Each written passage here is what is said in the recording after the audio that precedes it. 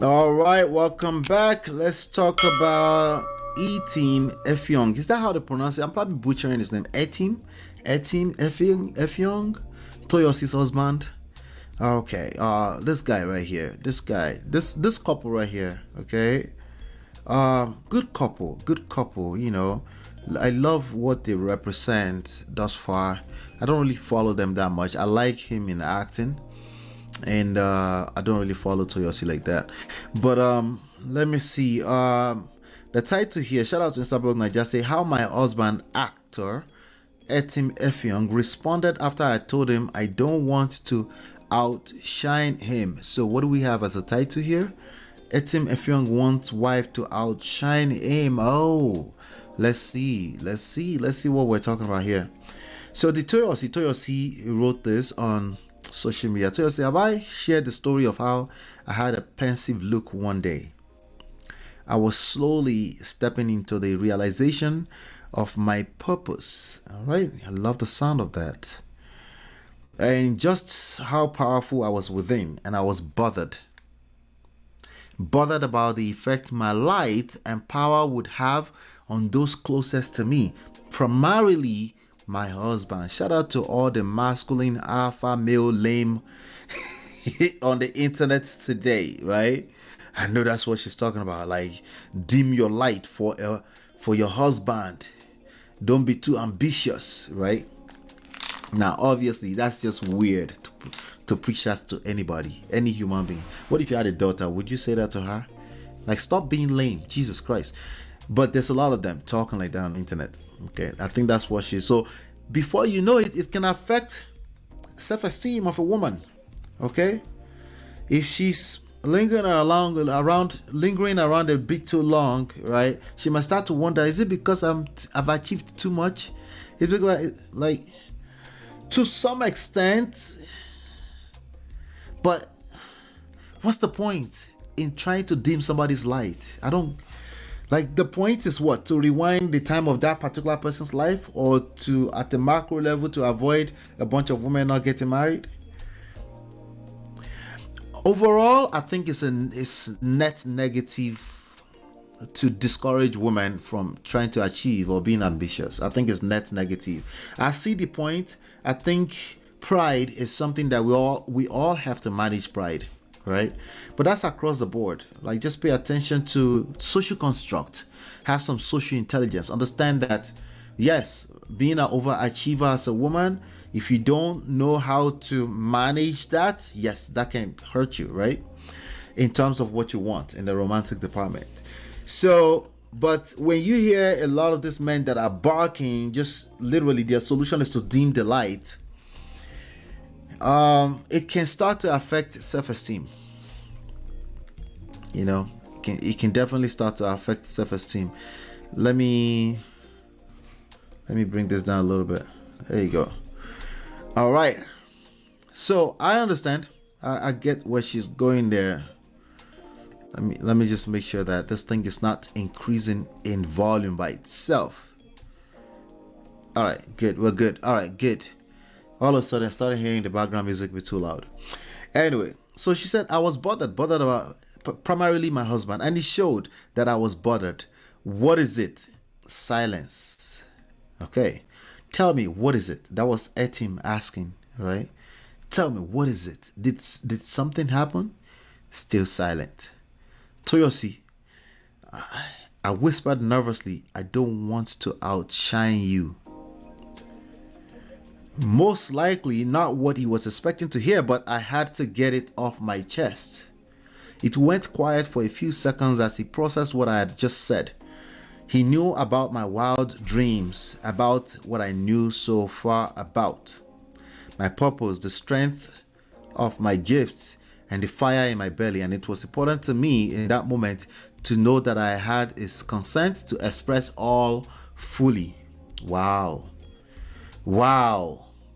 I only wonder how many women feel the same way, that they feel like they have to dim their light. Right? It's got to be net negative. I don't think it's like, I think we can teach women social intelligence without dimming their light. That's what I'm trying to say. I think it's a retarded behavior. Excuse me, no disrespect to the retards. I think it's completely, I think it's weird. I think it's lack of game to try to dim people's light because of this kind of stuff. But I like this. Okay, so expressively, his response felt like an impartation. He said, I release you to fly, Toyosi. Fly at the highest level that you can. And with that, the burden was lifted. I felt emboldened and encouraged. I had the full support of the most important person in my life. I think they're celebrating their anniversary or something. Full support of the most important person in my life, and it was liberating. I began to make preparations to take flight.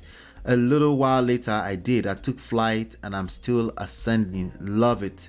Fully covered. Thank you, ETIM. Happy anniversary. Yeah, I think they are probably a few years in. I don't know, 7 years, 5 years, 6 years.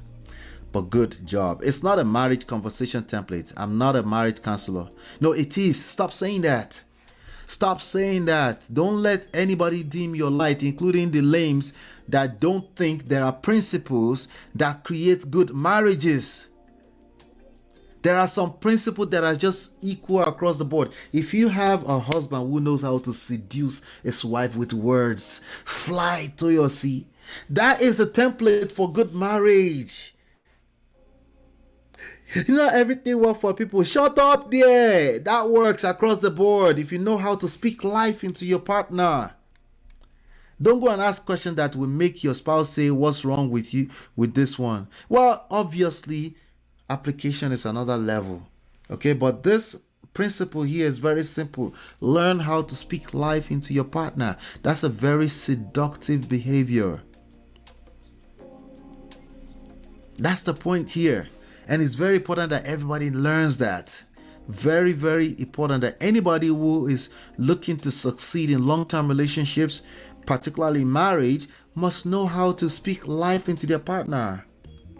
It doesn't mean you should just go out there and be acting lame and just be saying, I'll release you to fly. No, it's based on what she wants. It's based on what he wants. Pay attention to what they want. What are their concerns, right? Soothe their feelings, right? Their feelings, the first thing you go to is what's right and what's wrong, as opposed to where is it coming from?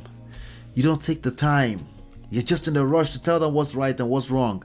Anti-seductive. You're a moralizer, police, brute force. You will kill the attraction, literally. Okay? Logically, the fact that a married woman in Nigeria has to ask for permission to fly is a real problem. No, it's not that basic either. That's also lame. It's at emotional level. All right, the extremes are lame. Okay, it's normal that she felt the way she felt because of society, right? The fact that she's a married woman, she has to ask, this is just our reality. We need to learn how to face reality and then learn how to navigate them without becoming another moral police. Okay? Take a deep breath, relax. My ex that I released to fly, now another man roof, she go land, Shekbo, and this person has a verified account, wasting his $15 on verified accounts with Instagram. People are slow. People are slow. My own response would have been, darling, you can never outshine me. Shine your shine. Make her shine my shine. What would I do for you? It wouldn't mean they will actually shine you. Am I Rafagbo? But what do you think about this? What are your thoughts around this? I'm sure your mind is all over the place. But what are your thoughts around this? I would like to know what you think about this. Do you think it's an extreme to say shine? Is it that deep? It's not that deep. What does it make her feel when she said that? She's still repeating it to today. Did she fly into another man's arm? That your woman, where you know say anything, will eventually fly into another man's arm. You're speaking it to life already. I'll be right back. Beautiful girl, sparkling eyes, killing thing. I find a beautiful girl. It's your love that I've been missing. I miss all your hugs, your touching and kissing. Make love on the floor, the couch in the kitchen. One love enough, we done enough.